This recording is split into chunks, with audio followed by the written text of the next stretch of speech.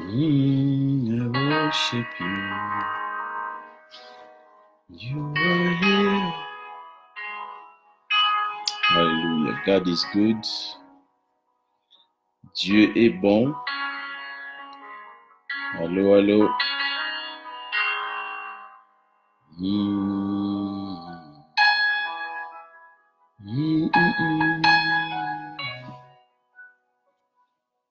I worship you. I worship you.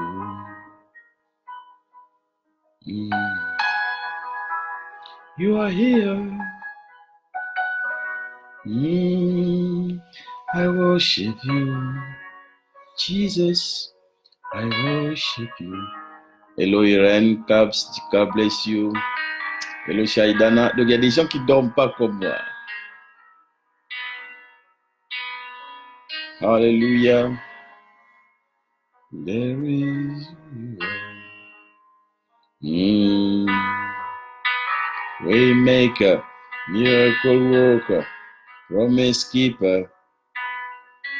Oh, light in the darkness. Dieu est en train de faire quelque chose, mais l'homme ne voit pas ça. L'homme ne comprend pas la pensée de Dieu. Shalom Naomi, God bless you. Je ne sais pas si tu es dans quelle ville. Moi, je suis à Londres, en Angleterre. Est-ce que tu peux seulement me dire où est-ce que tu es? Shalom Irène. J'espère que tout se passe très bien pour toi. Shalom à toi. Shaidana, que Dieu te bénisse. Je ne sais pas dans quelle partie du monde tu es en ce moment. Est-ce que tu es à Reims? Est-ce que tu es ailleurs? Je sais que tu es quelque part en France. Comment gérer les mauvais jours dans la vie? Comment gérer les mauvais jours dans la vie? La Bible le dit clairement que nous devons nous préparer aux mauvais jours. Il y a des gens qui disent que quand on accepte le Seigneur Jésus, on aura une vie sans problème. Sweet Christianity. Une chrétienté où on n'aura pas de combat. Ce n'est pas vrai. Oh Naomi, tu es à Genève, en Suisse, que Dieu te bénisse. Irene, je sais que tu es à Chicago. Yeah, now I see, I remember. God bless you richly. Partagez sur vos murs, partagez dans vos groupes, envoyez sur le Messenger. C'est toujours bien d'entendre la parole de Dieu, surtout après avoir entendu trop de gens parler, après avoir entendu toutes sortes de points de vue humains, toutes sortes d'opinions humaines. Il faut à un moment donné se connecter pour entendre la voix de Dieu, la parole de Dieu et faire la chose qu'on a appelé à faire ces jours-ci le plus, la prière. Prier. Rien ne peut remplacer la prière. Rien ne remplacera la prière dans ta vie, surtout en ces temps-ci. Donc toi qui as toujours eu des excuses du genre, je n'ai pas le temps parce que je travaille. Ces jours-ci, tu peux travailler de la maison et certains ne travaillent même pas. Donc, vous avez ce confinement-là qu'on peut maximiser pour le Seigneur. Alléluia. La vie est une succession de saisons. La vie est une succession d'époques. La vie est une succession de moments de tout genre. Et beaucoup de gens ne réalisent pas ça. Beaucoup de gens ne comprennent pas ça et sont choqués, sont vraiment dans la confusion lorsqu'ils commencent à voir que les choses ne se passent pas comme il voulait. Et évidemment, lorsqu'on est dans ce genre de moments comme ceux qu'on a actuellement dans le monde entier, une pandémie, tout ça, c'est le moment de se remettre en cause, de réfléchir, de prier, de méditer, de connaître la pensée de Dieu. Mais en même temps, c'est une bonne porte pour les faux prophètes. Pour les faux prophètes, ça veut dire les gens qui n'ont pas mandat de parler de la part de Dieu. Et ces gens-là, ils viennent vraiment en ce moment, comme ce moment-ci, pour pouvoir embrouiller les enfants de Dieu. Je fais ce live parce que je suis un peu, en anglais on va dire, I'm a little bit concerned. Je suis un peu inquiet. Inquiet du fait que pour nous, les enfants de Dieu, il y a beaucoup de versions d'interprétation de ce qui est en train de se passer. Et c'est vrai que depuis le péché, depuis dans le jardin d'Éden, la nature de l'homme est devenue la nature de, comment on appelle, de la peur. L'homme vit, l'homme fonctionne dans la peur. Et au nom de la peur, à cause de la peur, il y a beaucoup de choses que les hommes font ou ne font pas parce que la peur est en train de prendre vraiment le dessus chez beaucoup de gens. Voilà pourquoi je veux vraiment que tu partages ceci. Je veux qu'il y ait un bon nombre de gens qui l'entendent. Est-ce que le volume est bon? Est-ce que vous m'entendez bien? Est-ce que quelqu'un peut m'écrire? Chaidana, est-ce que tu peux me dire si le volume est bon?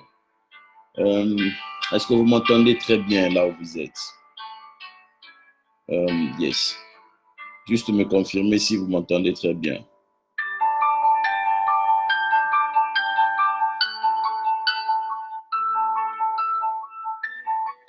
Hello, hello. Yes. Donc, la Bible dit, et la Bible promet, la parole de Dieu promet qu'il va avoir des temps difficiles. Mais le problème, et ce qui vraiment est en train, moi, de m'inquiéter, c'est le peu d'informations et de préparation. Ah oui, c'est bon, ok. Très bien, le volume est bon. Ok, merci ma soeur Naomi, merci Chaïdala. Ce qui est en train de m'inquiéter, c'est le fait que par manque de révélation, par manque d'enseignement, par manque de clarté prophétique et spirituelle, beaucoup de chrétiens commencent à s'embrouiller dans l'interprétation de ce qui est en train de se passer actuellement dans le monde et aussi comment ils doivent se comporter. La première des choses que j'entends le plus, tout le monde est en train de dire, c'est maintenant la fin du monde. C'est maintenant la fin du monde. Souvenez-vous, Jésus a dit dans Matthieu 24 qu'on va avoir des temps difficiles. Et Jésus lui-même a dit qu'il y aura des tremblements de terre, il y aura des choses de tout genre. Mais il a précisé en disant, quand vous allez voir ces choses, ce ne sera pas encore la fin. C'est Jésus qui a dit. C'est ce qu'on appelle les douleurs de l'enfantement. Ça veut dire que ce sont des signes qui montrent que la fin est en train d'arriver, mais Jésus a précisé en disant, ce ne sera pas encore la fin. Tout le monde est devenu eschatologue. L'eschatologue, c'est celui qui étudie la science qu'on appelle l'eschatologie. L'eschatologie, eschatos logos, c'est la science qui étudie les événements des temps de la fin. C'est en fait ça. Tout celui qui enseigne sur les événements qui vont se passer avant ce que nous appelons la parousie, la fin du monde, c'est un eschatologue. Et il y a des gens qui en ont fait une spécialisation dans les choses de Dieu et qui sont vraiment attitrés pour enseigner sur l'eschatologie, bien qu'il y a des points de vue qui se diffèrent sur certains points. Mais en général, l'eschatologie, voilà, c'est la partie de l'étude de la Bible qui est concentrée spécifiquement sur les événements du temps de la fin. Un eschatologue, c'est quelqu'un qui va vous expliquer tout ça. Et aujourd'hui, le problème, c'est que tout le monde devient eschatologue. Je vais sur Facebook et je suis des gens qui sont vraiment en train de parler sur les événements du temps de la fin. Et quand tu les suis, tu te rends compte qu'il n'y a pas de logique et il n'y a même pas des fois de fondement. Et beaucoup de gens sont en train de pousser à la peur, si vous voulez, d'enflammer. En anglais, j'aime ça, to ignite. Ils sont en train de ignite, donc d'augmenter le feu là, de la peur dans les cœurs des gens. Et nous savons qu'il y a quelqu'un qui est derrière cette peur, c'est le diable. C'est le diable avec son coronavirus, avec les conséquences qui viennent. Avec cet enfermement des gens qui sont dans comment on appelle, le confinement, des gens qui sont chacun dans son coin. Et il y a des gens qui sont en train d'en profiter pour pomper la peur dans les cœurs des gens. Dès le début, en tant qu'un serviteur de Dieu, j'ai commencé à parler contre l'esprit des peurs, à me lever contre la peur, à dire n'ayez pas peur, parce que j'avais compris dans la prière que c'était sa l'arme fatale que le diable voulait utiliser. C'était n'ayez pas peur, n'ayez pas peur. Vous savez, des fois, quand on veut vous faire avaler quelque chose, on veut vous faire accepter quelque chose d'inacceptable, on va utiliser la peur parce que la peur vous pousse dans vos derniers retranchements.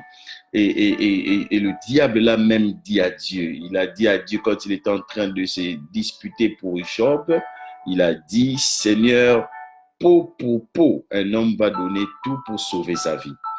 Peau pour peau, un homme donnera tout pour sauver sa vie. Vous voyez? Donc, la peur est l'arme qui est en train d'être utilisée pour nous éloigner du plan divin, pour nous imposer des choses inacceptables qu'on accepte au nom de la peur. Et la peur est humaine, la peur est naturelle, elle est devenue, elle fait partie de la nature de l'homme depuis le péché dans le jardin d'Éden. Parce qu'avant le jardin d'Éden, l'homme ne connaissait pas la peur. L'homme ne savait pas c'est quoi la peur. La Bible dit, le Seigneur est venu chercher Adam dans le jardin d'Éden. Il a dit, je me suis caché. J'ai entendu ta voix, je me suis caché parce que j'ai eu peur. Partagez sur vos murs, envoyez sur Messenger. Ne soyez pas des égoïstes spirituels. Partagez ces choses. Même les gens qui sont en train de travailler dans le domaine scientifique, ils ont besoin d'entendre ces paroles. La parole de Dieu est valable pour tout le monde. Et au nom de la peur, on est en train de nous confiner, on est en train de nous imposer des choses.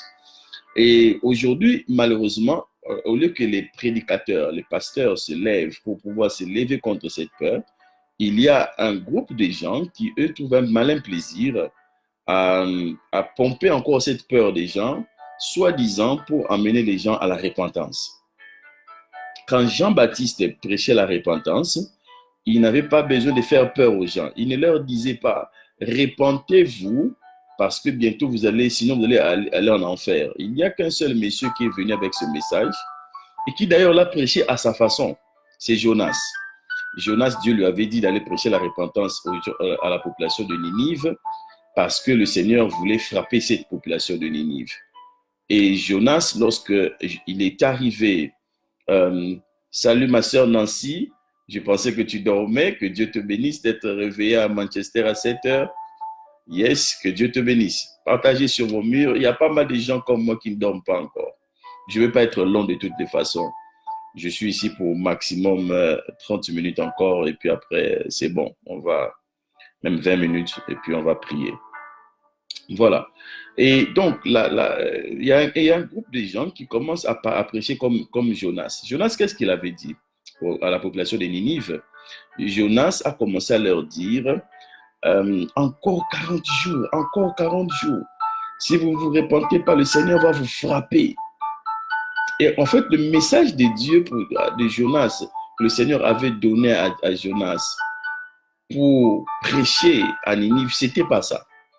Le Seigneur lui avait dit, c'est vrai, je veux frapper la ville, il faut leur parler de la repentance, mais le Seigneur ne lui avait pas dit de donner un temps de 40 jours. Non, allez lire ça dans la Bible. Le Seigneur n'avait jamais dit à Jonas d'aller dire aux gens, si d'ici 40 jours les gens ne se repentent pas, je vais les tuer. Non.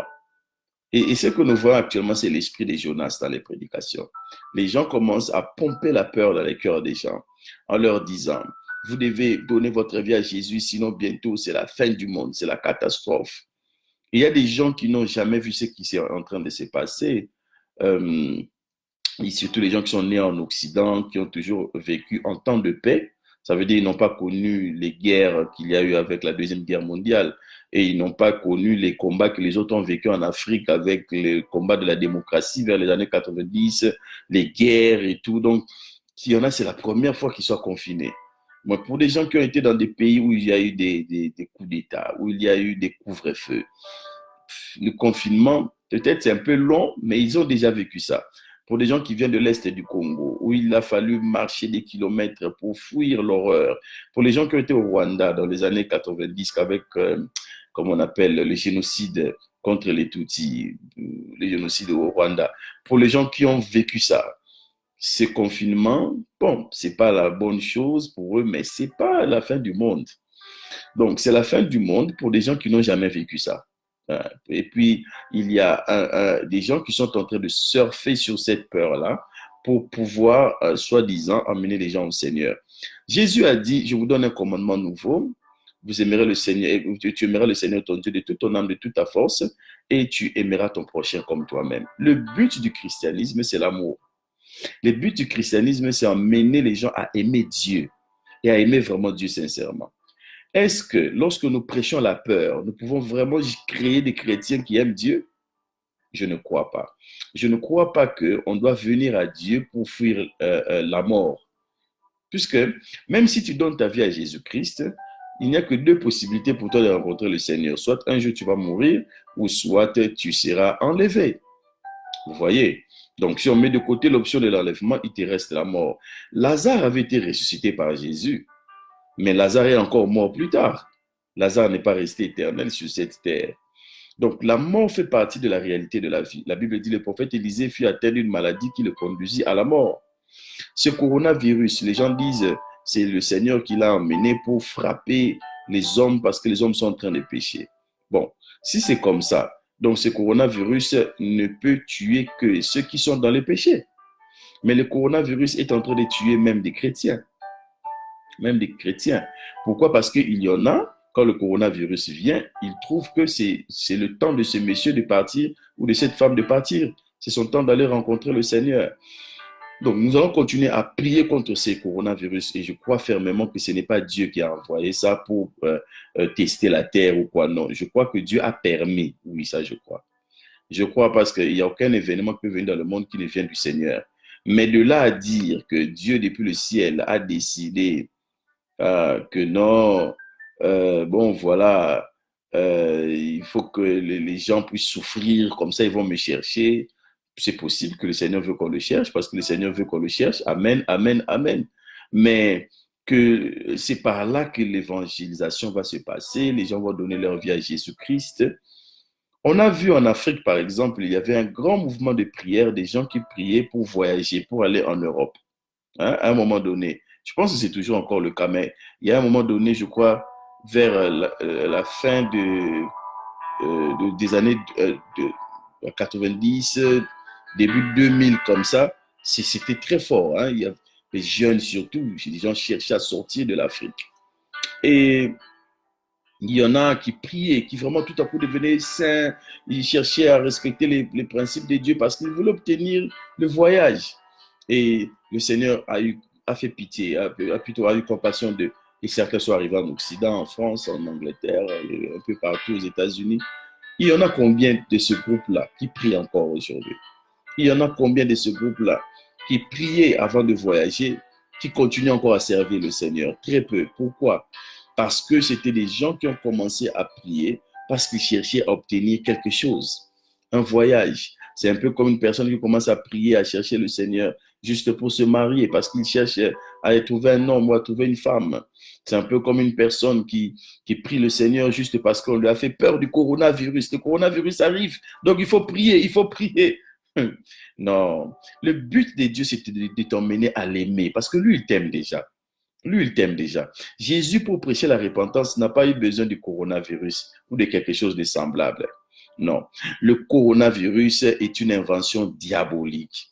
C'est quelque chose que le diable a emmené dans ce monde pour pouvoir détruire la race humaine. Il y a quelque chose que beaucoup de chrétiens minimisent ou peut-être bon, ils ne passent pas leur temps à étudier. C'est le fait que le diable n'aime pas la race humaine.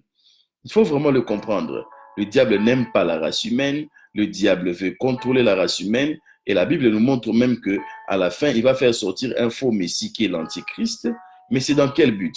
C'est dans quel but? C'est pour que la race humaine puisse le suivre, lui, dans sa folie et que en le suivant dans sa folie, qu'il puisse sortir des voies du Seigneur. Amen, amen, amen. Donc voilà, c'est très important d'abord qu'on commence par là. Nous vivons des temps très difficiles, mais ces temps très difficiles ne sont pas l'expression de la volonté souveraine et parfaite de Dieu. Non.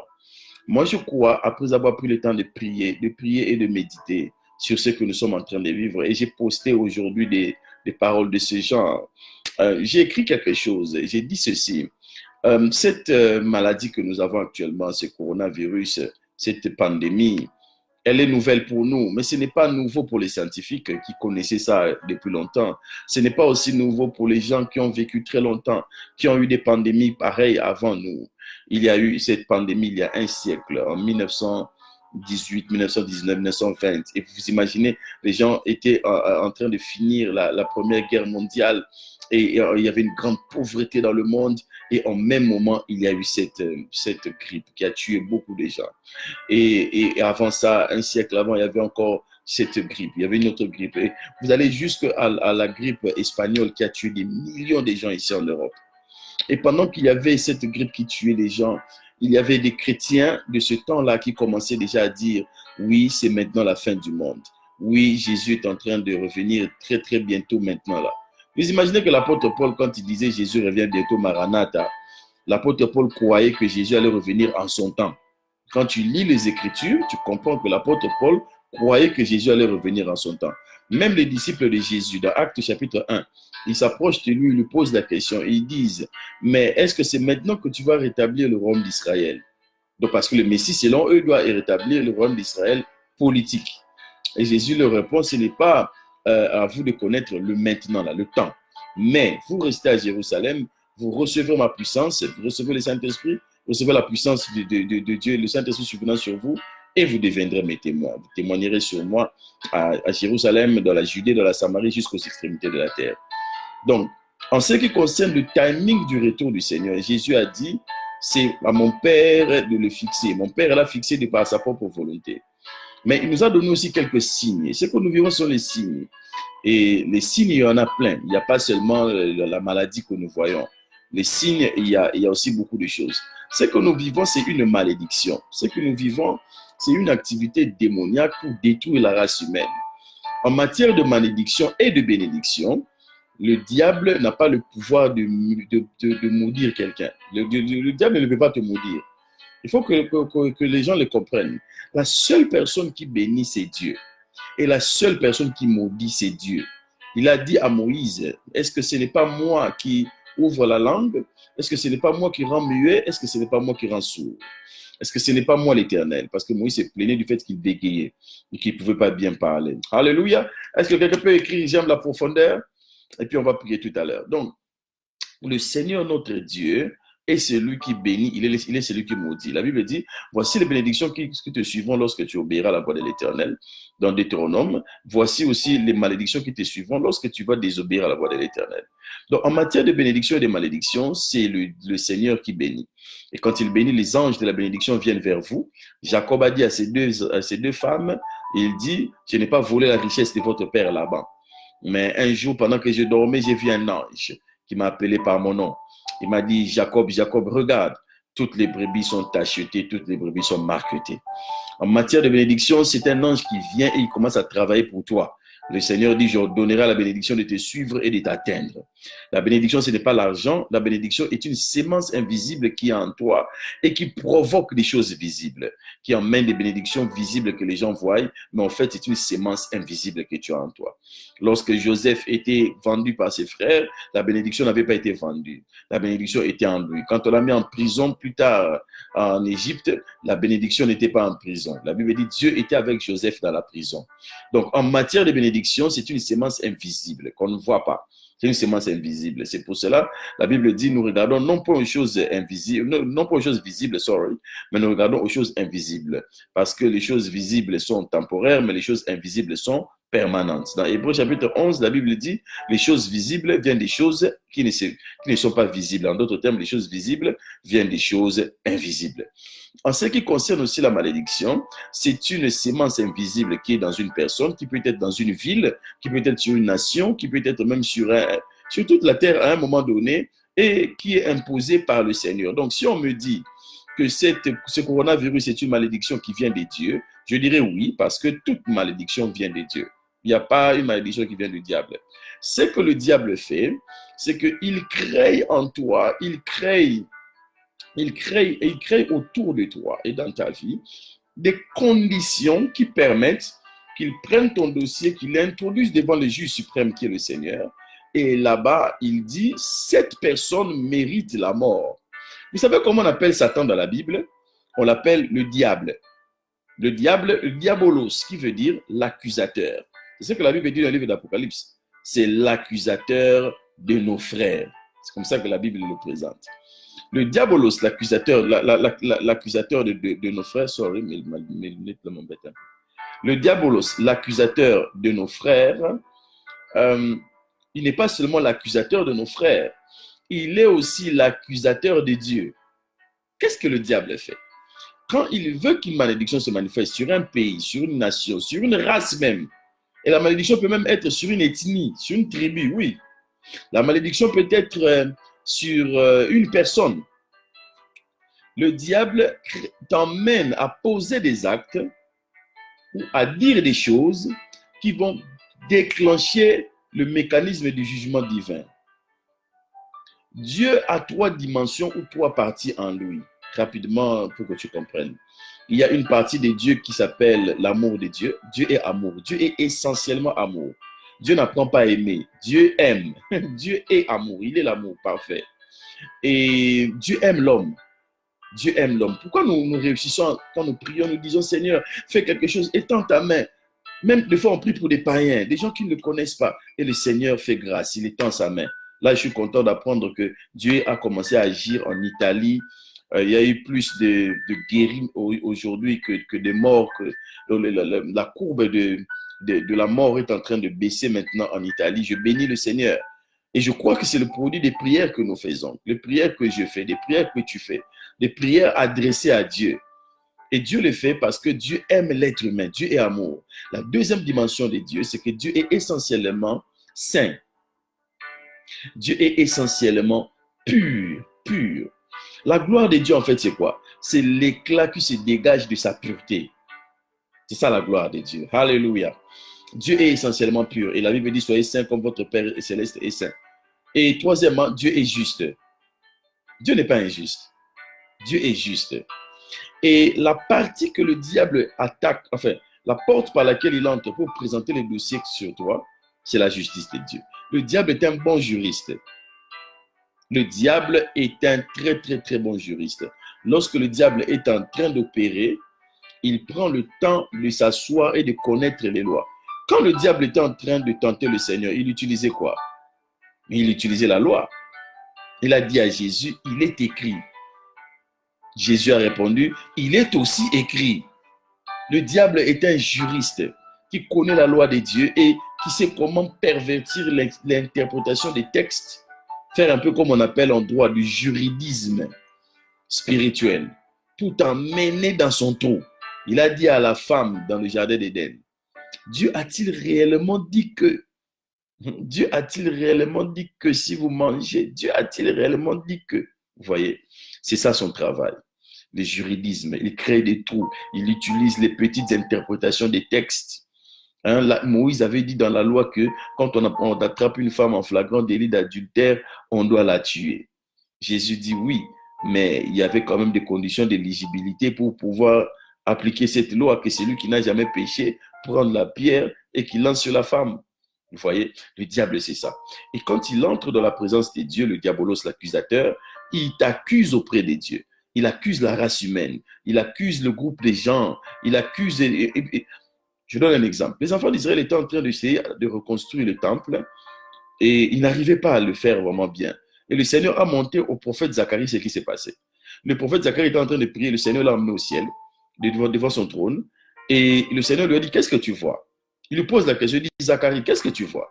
Et Zacharie dit, je vois le souverain sacrificateur Josué. Il y avait un souverain sacrificateur en ce temps-là qui s'appelait Josué. Je le vois devant la présence de Dieu. Il dit, et je vois Satan qui est en train de l'accuser. Et je vois le souverain sacrificateur, il porte une robe toute sale. Je vois le souverain sacrificateur qui porte une robe toute sale. Et je vois Satan qui cherche à le détruire, qui est en train de l'accuser. C'était ça la raison pour laquelle sur la terre, la construction n'avançait pas. Vous imaginez ça? L'accusateur de nos frères, l'accusateur, le diabolos, son boulot c'est ça, c'est accuser les hommes accusés. Et quand il va là-bas, il prépare bien les dossiers, prépare très très bien. Pour avoir David, qu'est-ce qu'il a fait? Il a pris ce que David avait fait en prenant la femme d'autrui et en tuant le mari de cette femme qui s'appelait Uri. Uri veut dire flamme de l'Éternel. Et le Seigneur n'avait pas aimé ça.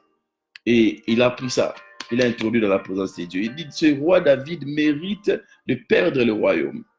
Il mérite de perdre le royaume. Le diable l'a introduit. Vous voyez. Donc, et on connaît la suite. David a eu des problèmes avec son fils Absalom. Il y a eu beaucoup de choses. D'ailleurs, même quand on lit le psaume 51, David dit, Seigneur, quand il demande pardon pour ce qu'il avait fait, pour avoir tué Uri, avoir pris Bathsheba, il va, dans sa prière, il va dire, Seigneur, lave-moi avec de l'hysope. L'hysope, c'est une petite plante qui sort des murs, qu'on utilisait en Israël, selon la loi de Moïse, pour purifier les lépreux. Donc, maintenant, les rabbins disent que Moïse, en fait, à un moment donné, il avait développé la lèpre. Moïse avait, pas Moïse, sorry, David avait développé la lèpre après avoir pris la femme d'autrui. Dieu l'aurait frappé et il avait développé la lèpre. Et les rabbins disent, pendant 6 mois, David s'est caché. David ne se faisait pas voir aux gens parce qu'il avait commencé à développer la lèpre. Vous voyez, David le oint, mais la lèpre a pu le frapper. Pourquoi? Parce qu'il avait ouvert une porte et le diable a utilisé ça comme un argument pour l'accuser de la présence de Dieu. Le diable accuse la race humaine, le diable t'accuse, le diable accuse les gens. Et maintenant, quand il finit ça, et qu'il sait que bon, maintenant nous avons le droit de frapper cette personne, le diable descend avec une grande colère, il s'organise et il te frappe. Et quand il frappe bien, il frappe vraiment. Mais dans sa frappe, il sait qu'il a des limites. Des fois, on lui donne des limites, comme dans le cas de Job, le Seigneur lui a dit, tu n'as pas le droit de lui enlever la vie. Alors, qu'est-ce qu'il fait maintenant après ça? Il vient maintenant chez toi. Il commence à t'expliquer comme les 3 amis de Job qui étaient venus voir Job, pour le convaincre seulement que Job, tu as péché et c'est Dieu qui t'a frappé. Donc, maudit Dieu, pour l'emmener à maudire Dieu. À tel point que même la femme de Job a dit à Job, Job, maudit Dieu meurt. C'était le diable. C'était Lucifer, le diabolos, qui était en train l'accusateur de nos frères, de murmurer à l'oreille de Job. Parce que qu'est-ce qu'il lui cherchait? La mort de Job. Jésus a dit, le voleur, le diable, ne vient que pour voler, détruire et égorger. S'il commence par te voler ta paix, s'il commence par te prendre ton mariage, s'il commence par prendre... Il y a un but derrière, c'est ta mort. Parce que l'ennemi numéro 1 de la destinée, ce n'est pas le péché comme les gens l'enseignent. L'ennemi numéro 1 de la destinée, c'est l'esprit de mort. Je répète, l'ennemi numéro 1 de la destinée, ce n'est pas le péché. L'ennemi numéro 1 de ta destinée, c'est l'esprit de mort. Parce que si tu meurs, tu ne peux plus rien faire pour Dieu ici dans ce monde. C'est pour cela que Jésus, quand il est venu, l'esprit de mort l'a visité.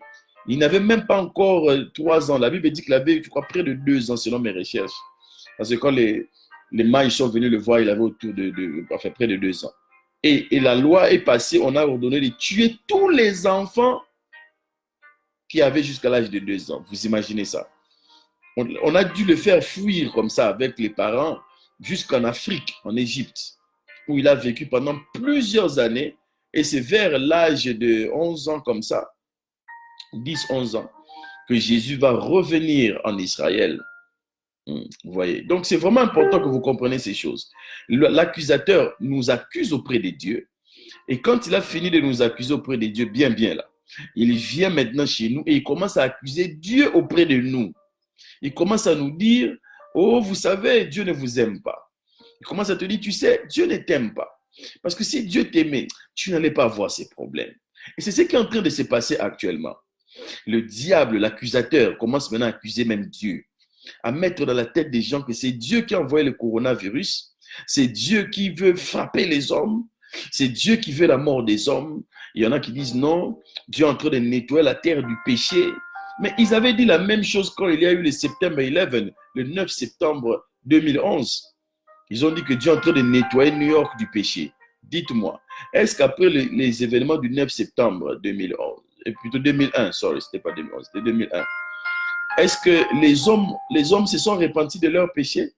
La Bible dit dans Apocalypse chapitre, je crois, 16, verset 5, que lorsque l'ange a libéré la malédiction sur la terre, la souffrance, Les hommes, dans leur souffrance, ne se sont pas repentis de leur mal. Mais par contre, ils blasphémèrent contre Dieu et ils insultèrent Dieu. Moi, je vois des gens, parce que peut-être que tu es seulement sur le Facebook des chrétiens, mais quand tu vas sur les réseaux sociaux, même des païens, il y en a qui insultent Dieu. Parce que le diable fait le travail d'accuser Dieu auprès de la race humaine. Il est en train d'accuser Dieu auprès de la race humaine. Il est en train de leur dire, vous savez, Dieu ne vous aime pas. Jésus-Christ, là, c'est des histoires. La religion, là, c'est... Voilà, Shaidan a dit, on appelle ça le retournement des cerveaux. Yes. Mind flipping, comme ça qu'on dit en anglais. Hello, Patrick Okita, tu me suis depuis le Canada, content de savoir que tu es connecté, que Dieu te bénisse. Je vois Merveille Kabeya, si ma mémoire est bonne, elle est aux États-Unis, à Seattle. Là-bas, ça doit être vraiment difficile pour vous parce que c'est pas loin de la Chine et du Japon. Oh my God. May the hand of God be with you. May the hand of God be with you. Alors, je vois ma soeur Patience depuis Leeds. Que Dieu te bénisse. Que Dieu te bénisse. Son travail, c'est ça, l'accusateur. Et nous, les pasteurs, nous ne pouvons pas devenir des porte-paroles de l'accusateur. Nous ne pouvons pas devenir des porte-paroles de l'accusateur. La malédiction, elle vient des dieux. Oui, je suis d'accord, je peux le démontrer bibliquement. Le diable n'a aucun pouvoir de maudire quelqu'un. Il n'a pas ça. La preuve, si les gens de la sorcellerie là font des trucs contre toi et te lancent des mauvais sorts, si Dieu ne permet pas, ça n'aura rien, ça n'aura pas de pouvoir sur toi. Un enfant de Dieu est sous la protection divine. Ce sont les anges de Dieu qui te gardent. Si tu meurs, c'est que c'était ton temps d'aller te reposer auprès de la présence du Père. Très simple, il ne faut pas se compliquer la vie. Alléluia. Nous avons en nous l'assurance du salut. Le confinement, comme je l'ai dit au début de mon propos, c'est peut-être nouveau pour certaines personnes. Mais pour nous qui avons vécu les villes mortes, les couvre-feux, c'est normal. Pour les gens qui ont vécu la guerre au Congo-Brazzaville, la grande guerre là qu'il y avait entre le président Lissouba et le président Sassou. Mais c'était horrible. Pour les Ivoiriens qui ont vécu le combat du temps de la guerre entre Alassane Ouattara et Laurent Gbagbo, mais c'était extrêmement horrible. Pour les gens qui ont vécu la guerre là au Liban, attendez, il y a pire que ça. Come on, il y a pire que ça.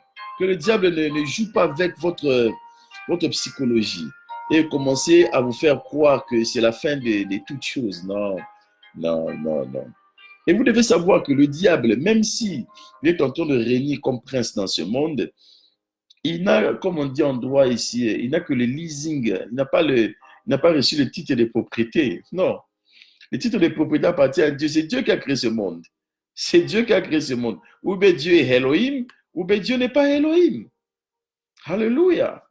Alléluia. Content de savoir, Merveille, que tu es en train de survivre. Vraiment, je prie que la main de Dieu soit sur toi. Je prie que la grâce de Dieu soit sur toi. Je sais que cette partie-là de l'Amérique est vraiment touchée au niveau de l'ouest des États-Unis. Mais la grâce de Dieu, la grâce de Dieu, la grâce de Dieu, la grâce de Dieu. On va prier tout à l'heure parce que j'ai dit que je ne veux pas être long. La Bible parle des mauvais jours. La Bible dit qu'il y aura des mauvais jours. Dans le livre d'Éphésiens, chapitre 6, à partir du verset 10, la Bible dit « Au reste, fortifiez-vous dans le Seigneur et par sa force toute puissante. Revêtez-vous de toutes les armes de Dieu afin de pouvoir tenir ferme contre les ruses du diable, de l'accusateur. Car nous n'avons pas à lutter contre la chair et le sang, mais contre les dominations, contre les autorités, contre les princes de ce monde des ténèbres, contre les esprits méchants dans les lieux célestes. » Quand on parle des princes de ce monde des ténèbres, la version, je crois, Martin, elle dit contre les maîtres de ce monde obscur. Le verset 13 dit, c'est pourquoi prenez toutes les armes de Dieu afin de pouvoir résister dans le mauvais jour et tenir ferme après avoir tout surmonté. Tenez donc ferme et à vos reins la vérité pour ceinture. Revêtez la courage de la justice. Mettez pour chaussure à vos pieds le zèle que donne l'évangile de paix. Prenez par-dessus tout cela le bouclier de la foi avec lequel vous pourrez éteindre tous les traits, pas les flèches, mais les traits enflammés du malin. Prenez aussi le casque du salut et l'épée de l'esprit qui est la parole de Dieu. Faites en tout temps par l'Esprit toutes sortes de prières et de supplications. Veillez à cela avec une entière persévérance et priez pour tous les saints. Priez pour moi, afin qu'il me soit donné, quand j'ouvre la bouche, de faire connaître hardiment et librement le mystère de l'évangile pour lequel je suis ambassadeur dans les chaînes et que j'en parle avec assurance comme je dois en parler. On a envie de dire beaucoup de choses, mais on n'a pas trop de temps pour ça aujourd'hui. On va continuer même demain. Ce que je veux dire, c'est que la Bible affirme qu'il existe une période de la vie qu'on appelle le mauvais jour. Dans cette période-là de mauvais jour, c'est comme si le Seigneur, ce n'est même pas comme si, c'est comme ça, permet à Satan d'œuvrer, d'opérer. Quand c'est arrivé pendant le ministère de Jésus, Jésus lui-même a dit aux disciples, il a dit, oh, je vois pour tout Domine qui est connecté. God bless you, mon frère. Tu es connecté. Vraiment, je suis content de te savoir. Partage sur ton mur, envoie sur Messenger. Bombardons la parole en cette saison. J'ai dit, we are going to deal with this demon of coronavirus and we are going to win over it in the name of Jesus. Nous allons traiter avec ces démons. Ne pas traiter pas dans le sens d'avoir un contrat, non. Nous allons le détruire au nom de Jésus.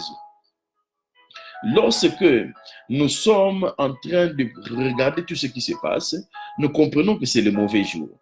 Mais la Bible dit qu'il y a une préparation au mauvais jour. En fait, beaucoup de gens qui sont embrouillés en ces moments-ci, c'est des gens qui ont toujours pensé que le mauvais jour ne viendra jamais. Ils ont toujours pensé que marcher avec Christ, c'est la facilité. Ils ont toujours pensé que le diable n'existe pas. Vous savez, l'une des victoires de Satan, c'est d'avoir fait croire à cette génération qui n'existait pas. Il n'existe pas, il n'est pas là, il n'opère pas. Quelqu'un m'a dit, tu peux pas facilement, plutôt ce n'est pas facile de se battre avec un ennemi que tu ne vois pas, que tu ne connais même pas. Et le diable a réussi à jouer à l'invisible, à celui qui n'existe pas. Et on donne des explications scientifiques à tout ce qui est diabolique, on donne des explications scientifiques. Mais lorsque le papa qui avait emmené son enfant pour qu'on le délivre de l'esprit d'épilepsie parlait à Jésus, il a dit quoi? Seigneur, prie pour mon enfant. Il est tourmenté par un esprit mauvais. Mais l'épilepsie a une explication scientifique. C'est un problème des nerfs, des chocs électriques entre les nerfs, des choses comme ça. Il y a une explication. Il y a une explication. Mais cette explication-là n'est pas l'explication spirituelle. Et cet enfant n'a pas été guéri par une méthode médicale. Jésus a chassé l'esprit impur et l'enfant a été délivré. Nous sommes des hommes spirituels, nous savons que le visible vient de l'invisible. Nous ne disons pas que tout ce qui est spirituel a pour solution seulement ce qui est spirituel. Non. Il y avait des cas où Jésus, par exemple, après avoir ressuscité la fille pour laquelle il avait dit « Tabitha Koumi, jeune fille, lève-toi, je te le dis ». Qu'est-ce qu'il dit après? Donnez-lui à manger. Parce que la fille venait de revenir de la mort et de revenir de ses jours de mort. Elle avait besoin de la force. Quand Pierre était en train de prier pour ces messieurs qui ne marchaient pas dans Actes chapitre 3, la Bible dit Pierre l'a tenu par la main et l'a aidé à se redresser. Vous voyez, la Bible dit ceci. Quelqu'un parmi vous est malade, qu'il appelle les anciens, qu'il confesse ses péchés et qu'on puisse le oindre d'huile. Et cette huile-là, ce n'est pas seulement l'huile qu'on met pour prier comme huile d'onction, non. C'était une huile qu'on mettait sur les malades pour diminuer la fièvre. En fait, c'est l'image du médicament. Il y a des cas où le Seigneur dit, prends le médicament malgré la prière. Et donc, nous ne sommes pas contre les médicaments, nous ne sommes pas contre la science. Mais nous sommes en train de vivre les mauvais jours. Et beaucoup de gens n'ont pas été préparés dans l'art de gérer les mauvais jours. Beaucoup de gens ne savent pas que les mauvais jours, ça se gère. Ça se gère. Alléluia. Ça se gère. Ça se gère comment? La Bible dit il faut revêtir toutes les armes spirituelles. Et les armes spirituelles, là, il y a beaucoup de choses qu'on peut dire là-dessus. Je vais te résumer les armes spirituelles. Les armes spirituelles, c'est la personne de Jésus elle-même. Comment? La Bible dit, prenez le casque du salut. C'est qui est notre salut? C'est Jésus de Nazareth. La Bible dit, prenez le zèle qui donne l'évangile de paix, la bonne nouvelle, le engalione. C'est qui la bonne nouvelle? C'est Jésus de Nazareth. La Bible dit, mettez la ceinture de la vérité. C'est qui est la vérité pour nous? Lui-même, il a dit, je suis la vérité, le chemin et la vie. C'est qui la vérité? C'est Jésus de Nazareth. La Bible dit, prenez le bouclier de la foi. C'est qui l'auteur et le consommateur de notre foi? C'est Jésus de Nazareth. La Bible dit, il nous faut prendre l'épée de l'esprit, qui est la parole de Dieu. C'est qui était la parole dès le commencement? Au commencement était la parole était avec Dieu, la parole était Dieu. Alléluia. Qui était le verbe? C'est qui est la parole? C'est Jésus de Nazareth. Donc, pour se préparer au mauvais jour, il faut se revêtir de Jésus de Nazareth. Il faut se revêtir de la présence de Dieu. Il faut se revêtir de la présence de Dieu. De telle sorte que quand les mauvais jours viennent, l'onction qui est symbolisée par la présence de Dieu au-dessus de toi va t'aider à, comment je peux dire, ça va amortir les chocs des coups que le diable va venir te donner les mauvais jours. Je ne sais pas si je me fais comprendre. Jésus, avant de commencer les mauvais jours, parce qu'il a dit à ses disciples à un moment donné, quand la passion voulait commencer, il a dit, ok, c'est maintenant l'heure du royaume des ténèbres. Et il ne parlait plus. Mais pour affronter cette saison-là, qu'est-ce que Jésus a fait? La Bible dit qu'il est allé prier dans les jardins de Gethsémane. Il a prié, il a prié, il a prié, il a prié, il a prié, il a prié, il a prié, il a prié, il a prié. Et puis maintenant, après ça, ok, on commence. C'est maintenant l'heure du royaume des ténèbres. Allons-y. Voici celui qui me trahit en train de venir. Et Judas est arrivé là avec les Romains. Il dit donc, c'est par un baiser que tu trahis le Fils de l'homme. Là, et puis Pierre prend une épée pour commencer à défendre le Seigneur. Le Seigneur dit, remets ton épée à ta place. Maintenant, nous sommes dans une saison où le prince du royaume des ténèbres est en train de régner. Jésus le reconnaît. Et il ne parlait plus. Il ne parlait plus. On l'a frappé, il ne parlait plus. Ce qui va nous tuer, c'est qu'on parle trop. Et en parlant, on dit des conneries.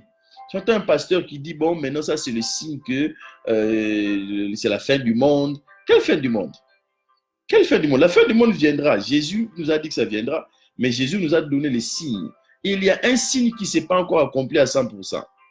Je le dis en tant qu'un eschatologue, un prophète, un étudiant de la Bible et un enseignant. Pour ceux qui ne le savent pas, moi, déjà à l'âge de 21 ans, je donnais le cours à l'école biblique, à l'âge de 21 ans. Donc, je suis quand même quelqu'un qui, ça fait des années, est en train d'enseigner la parole de Dieu. Quelqu'un qui prêche depuis très jeune et qui a passé toute sa vie dans les Écritures. Il y a un signe. La Bible dit, c'est Jésus lui-même qui le dit. Il dit, lorsque vous allez voir le figuier étendre les branches, sachez que le Fils de l'homme se trouve à la porte. Le figuier dans la Bible, c'est l'image d'Israël. Et jusqu'à présent, il y a certains signes concernant la venue du Seigneur qui ne sont pas encore accomplis. Les gens disent, mais nous vivons déjà comme au temps de Lot et de Sodome, et de Lot quand il était dans Sodome et Gomorrhe. Je vais t'étonner, nous sommes au début, nous ne sommes pas encore... Dans Sodome, hein, tout le monde était devenu homosexuel, bisexuel ou quoi là. Dans Sodome, tout le monde était devenu. Donc on n'est pas encore arrivé là. Il n'y avait que Lot et sa petite famille qui craignaient le Seigneur, qui n'étaient pas dans ce genre de pratiques et tout. Dans Sodome, on n'est pas encore arrivé là. On n'est qu'au début de la nuit. On n'est qu'au début de la nuit. Je te dis la vérité. On n'est qu'au début de la nuit. La Bible dit, et cette bonne nouvelle du royaume sera prêchée dans tout le monde entier, alors viendra la fin. Aujourd'hui, il y a ce que nous appelons la fenêtre 10-40. C'est la fenêtre 10-40, c'est entre le 10e degré et le 40e degré, au-dessus et en dessous de l'équateur. Cette partie-là, c'est la partie du monde où l'évangile n'a pas encore vraiment pénétré.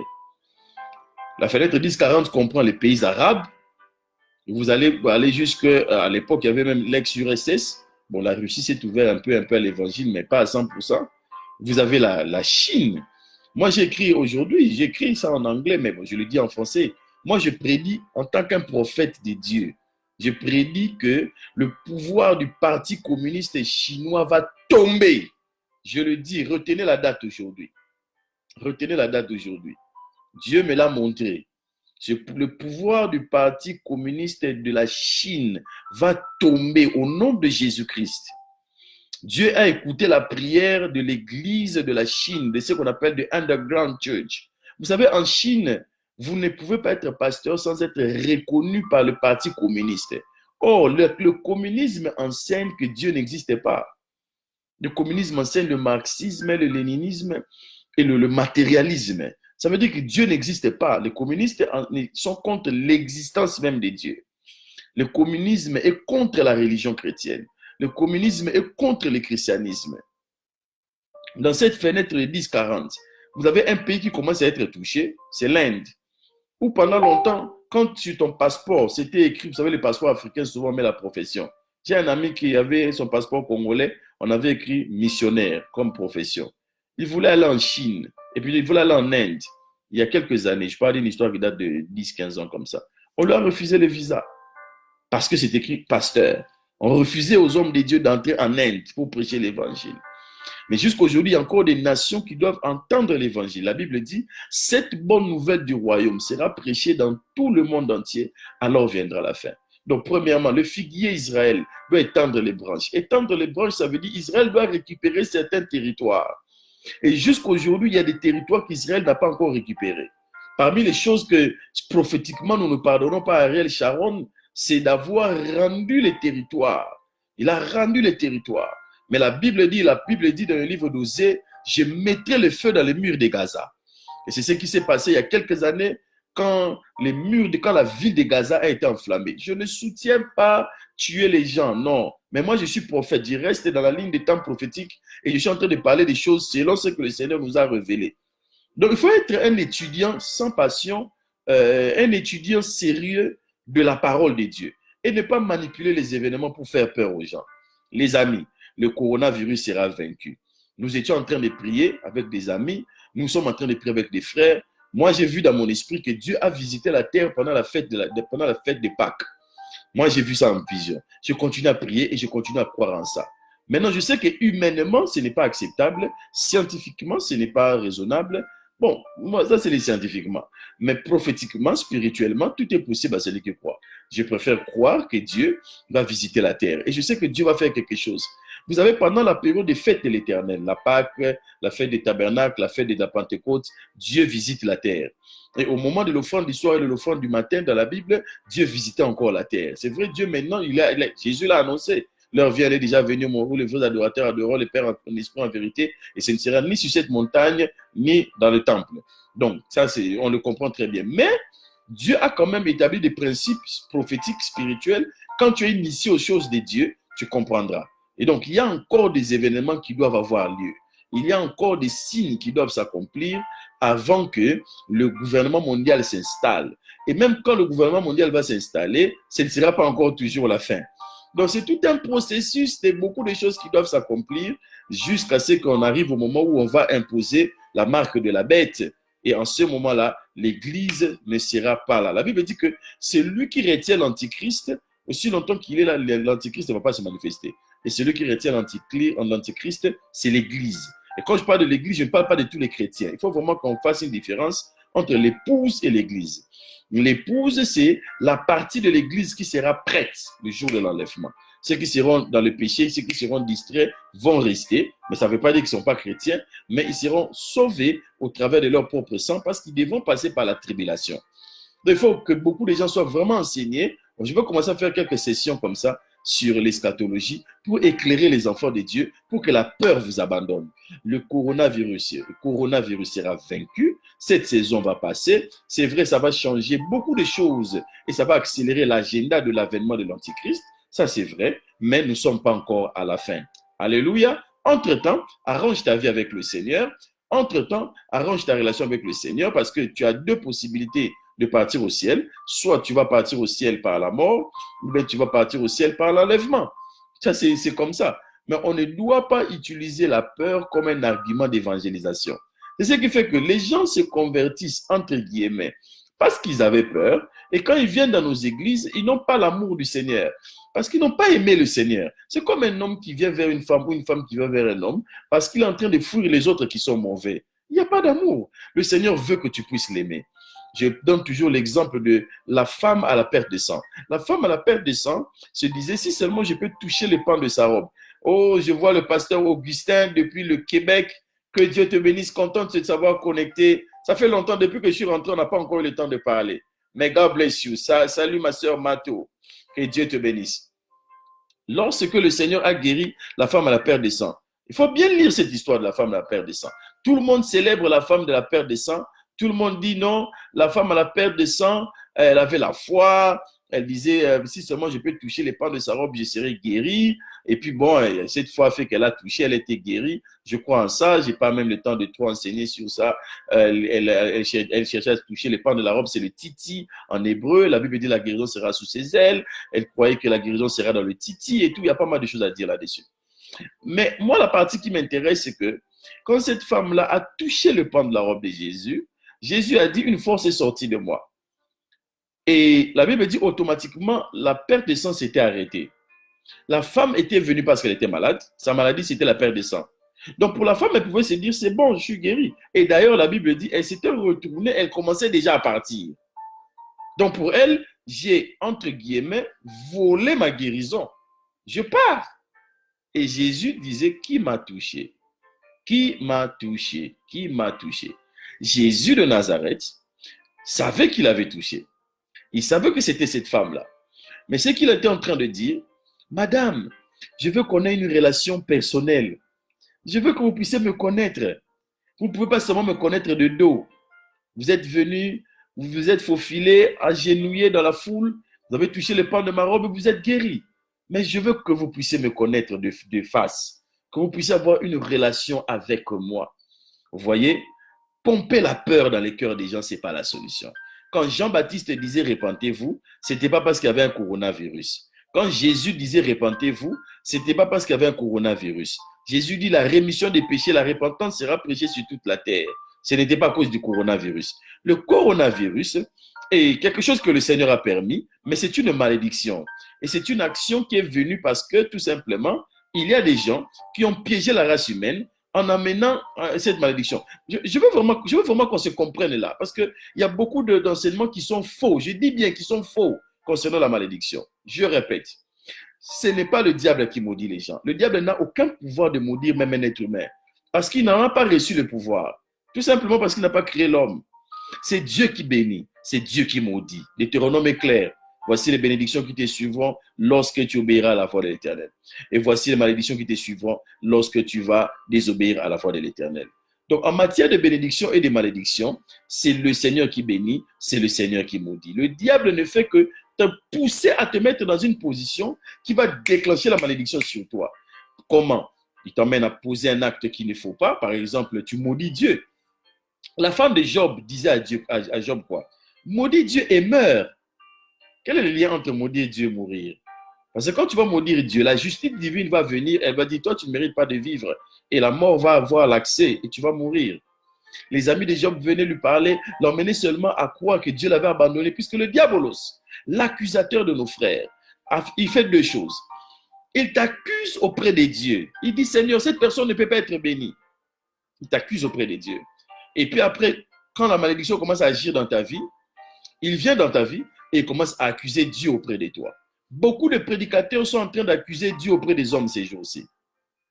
Le diabolos, il t'accuse auprès de Dieu. Après, il vient vers toi. Il accuse Dieu auprès de toi. Il te dit, tu vois, Dieu ne t'aime pas. Regarde comment tu souffres. Dieu n'aime pas les hommes. Vous voyez, si les églises n'ont pas de puissance. S'il y avait vraiment des chrétiens, est-ce qu'on allait avoir ces problèmes de coronavirus? Oh, si ce sont vraiment des hommes de Dieu, qu'ils guérissent le coronavirus. Si ce sont vraiment des chrétiens, vous voyez, c'est ce qui montre qu'il y a un esprit qui est en train d'opérer. Et cet esprit qui est en train d'opérer, c'est Satan. C'est lui qui est en train d'opérer. Et qu'on arrête ce mensonge-là de dire aux gens, c'est Dieu qui veut que les gens souffrent. Chaque fois qu'il y a eu des pandémies de ces gens, tous les gens ont toujours pensé que c'est la fin du monde.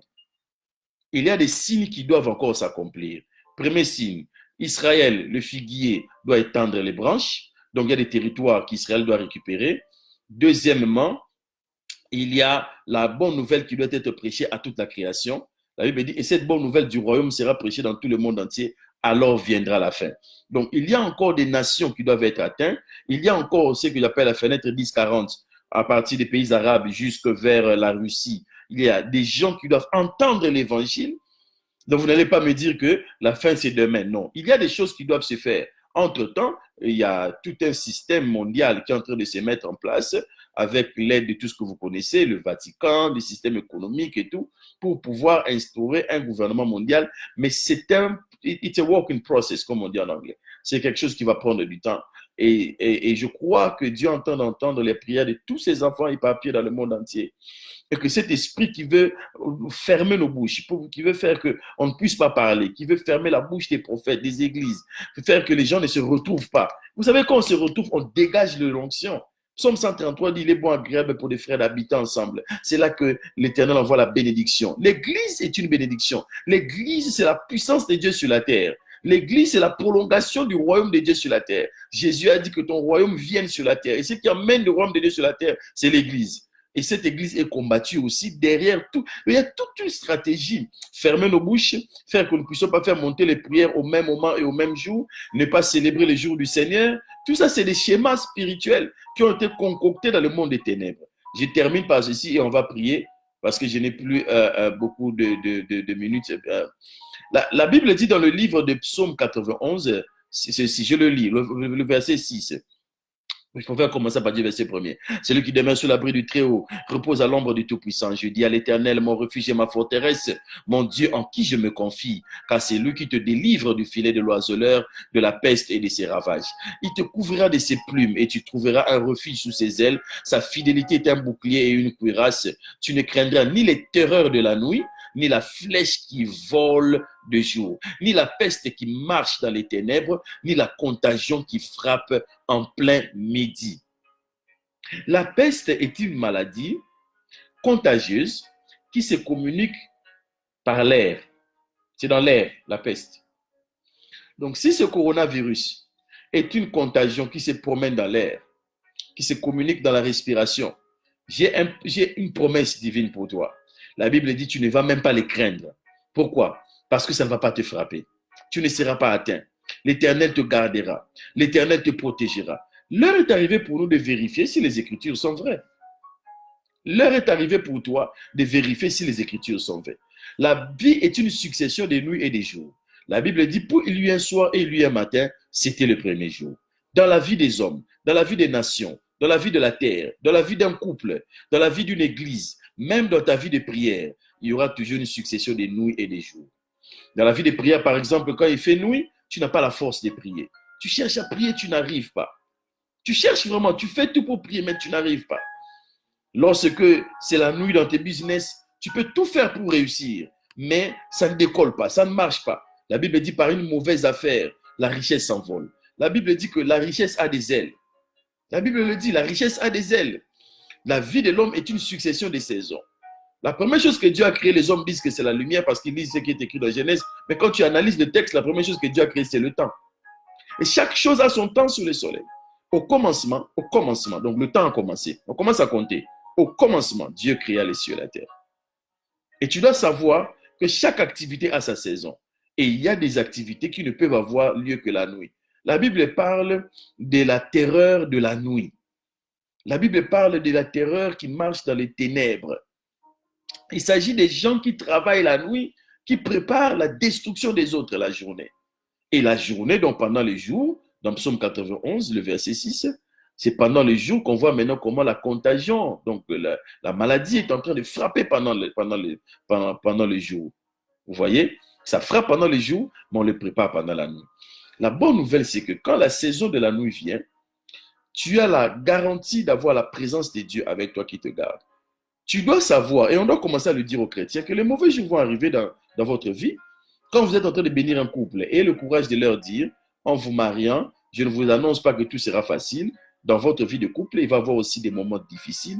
Il va y avoir même des moments où vous aurez la tentation de divorcer. Ça va arriver. Mais sachez que le Seigneur est avec vous, car la corde à 3 fils ne se rompt pas. Le mariage est une corde à 3 fils. Le premier, c'est Dieu. Le deuxième, c'est l'homme. Le troisième, c'est la femme. S'il n'y a pas ces 3 fils-là, ça ne va pas marcher.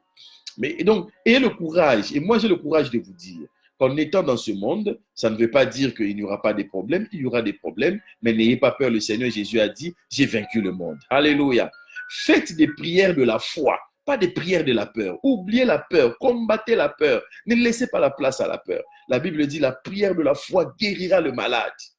Si nous prions, mais par peur, on ne va pas voir les résultats. Moïse était en train de pleurer. Il disait à Dieu devant la mer Rouge. Il était vraiment anxieux. Il tremblait. Parce que les Égyptiens venaient et la mer Rouge était devant lui. Le peuple lui mettait la pression. Mais à un moment donné, Dieu lui a dit, Moïse, arrête de stresser. Prends le bâton, lève le bâton. Lève le bâton. Éloigne-toi du peuple. Lève maintenant le bâton. Attends, tu vas voir ce que je vais faire. La prière de la foi, c'est cette prière-là qui va guérir le malade. Je ne sais pas si tu connais quelqu'un qui est atteint de coronavirus.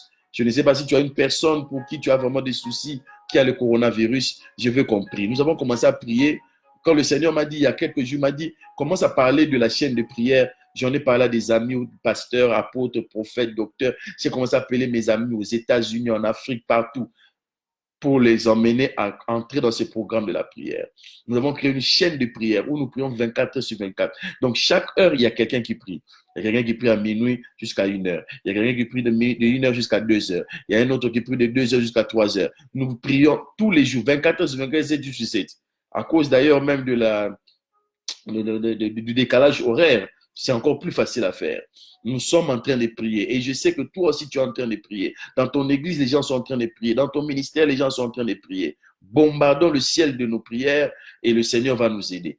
Pendant les mauvais jours, une autre chose qu'il ne faut pas faire, il ne faut pas tirer rapidement des conclusions.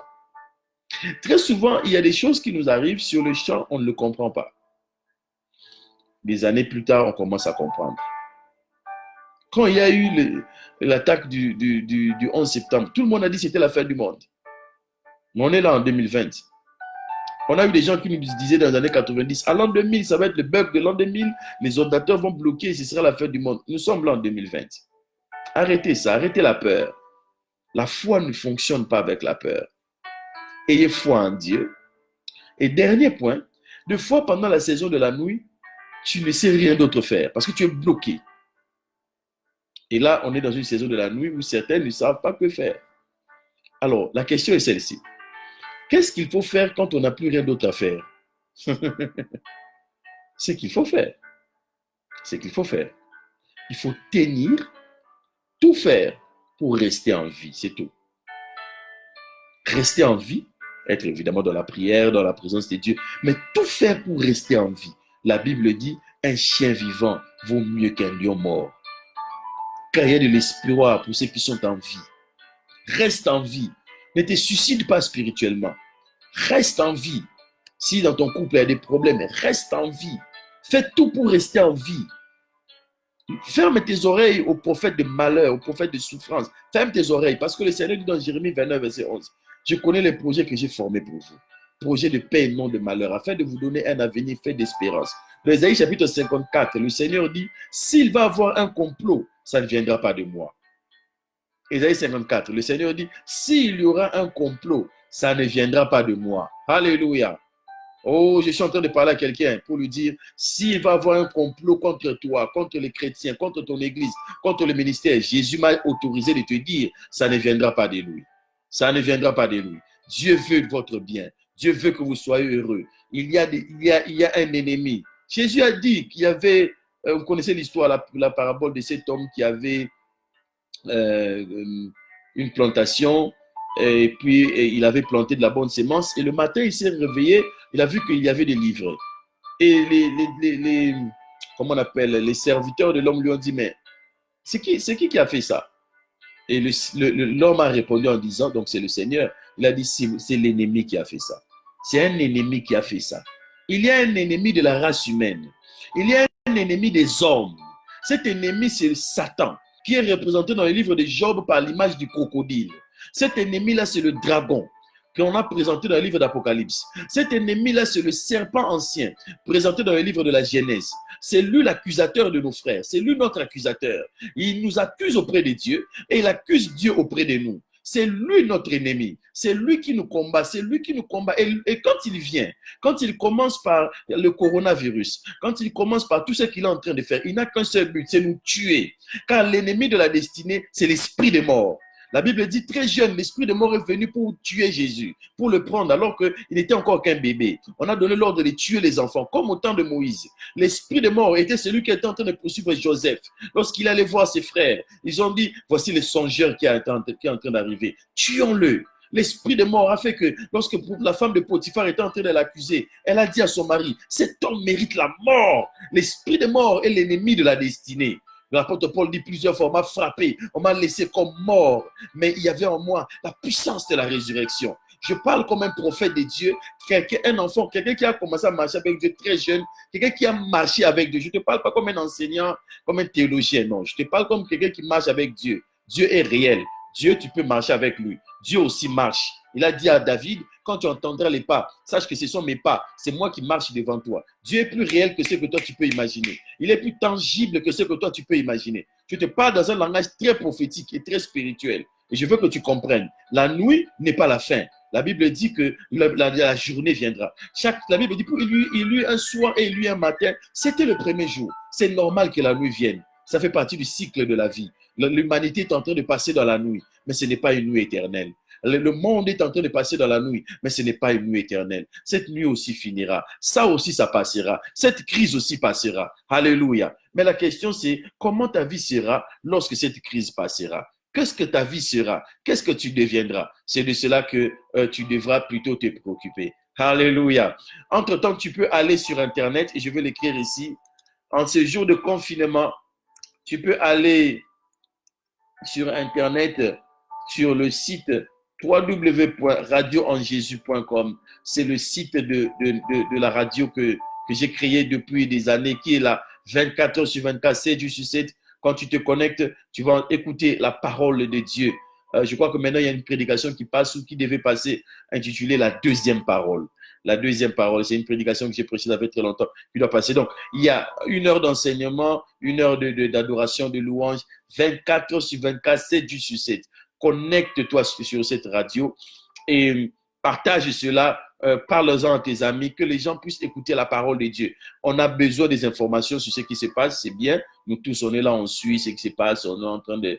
we need to be informed. Mais la chose la plus importante, c'est la parole de Dieu. Car l'homme ne vivra pas seulement des informations, ne vivra pas seulement de la nourriture, mais il vivra aussi de toute parole qui sort de la bouche de Dieu. Est-ce qu'on peut prier en ces moments-ci? Tu m'autorises à ce qu'on prie? C'est une saison de la nuit. Ferme ta bouche, prie, prie. Et puis fais la prière de la foi. Ne tombe pas dans le piège de la prière de la peur.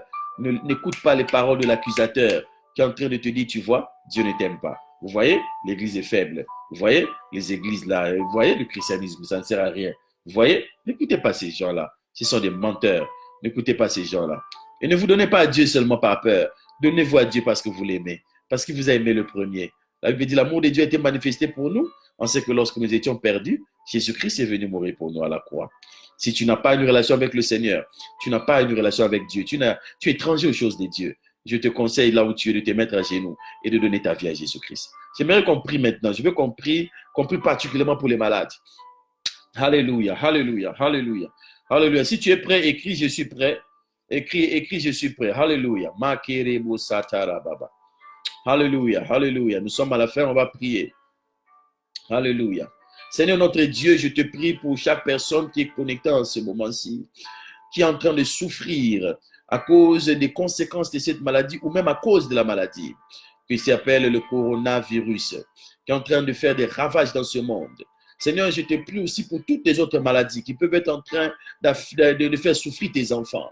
Tu veux que tes enfants soient en bonne santé. Tu veux que tes enfants soient heureux. Tu ne veux pas que la mort puisse les emporter. Tu ne veux pas que la mort ait le pouvoir sur eux. Père, je prie dans le nom puissant de Jésus-Christ que la guérison leur soit donnée. Je t'implore, Seigneur, pour tous ceux qui sont seuls dans leurs appartements, qui n'ont même personne à qui parler, qui n'ont même pas des connexions en dehors de leur maison.